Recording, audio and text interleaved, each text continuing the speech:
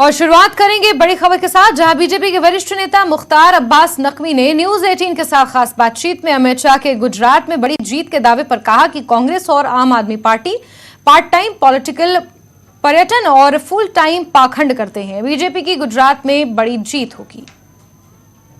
News 18 के साथ खास बातचीत में केंद्रीय गृह मंत्री अमित शाह ने गुजरात में बीजेपी की बड़ी जीत का दावा किया। इस मुद्दे पर बात करने के लिए हमारे साथ है बीजेपी के वरिष्ठ नेता मुख्तार अब्बास नकवी। उनसे बात करते सर, अमित शाह का दावा है कि गुजरात में बड़ी जीत हासिल होगी। अमित शाह जी ने जो बात कही है, एक बात आपको समझना होगा कि चाहे वो कांग्रेस पार्टी हो, चाहे आप पार्टी हो, वो पार्ट टाइम पॉलिटिकल पर्यटन और फुल टाइम पॉलिटिकल पाखंड के ज़्यादा से ज़्यादा कहीं पर भी कुछ नहीं करती। गुजरात हो या और जगह हो, जब चुनाव आता है तो बरसाती मेंढक की तरह निकल पड़ेंगे और पार्ट टाइम पॉलिटिकल पर्यटन के काम में लग जाएंगे।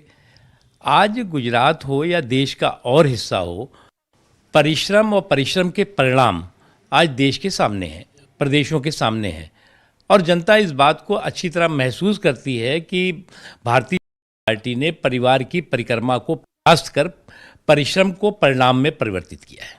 सर, इसके साथ ही साथ उनका यह भी कहना था कि जिस तरह से बीजेपी की जो रूल्ड सरकार है, उन्होंने गैस मुहैया करवाया, पानी मुहैया करवाया, उनका कहना है कि रेवड़ियां नहीं बांटी बल्कि लोगों को सुविधाओं को बढ़ाया है। बिल्कुल, देखिए क्या है कि एक चीज़ आपको समझना होगा कि कुछ लोग जो है वो कभी सब्ज बाग दिखाते हैं, कभी जो है वो मुंगेरी लाल के हसीन सपने दिखाते हैं, लेकिन हकीकत से कोसों दूर रहते हैं। और ये बात लोग भी महसूस करने लगे हैं, जिन्होंने सब्ज बाग दिखा करके लोगों के वोटों का अपहरण करने का काम किया था।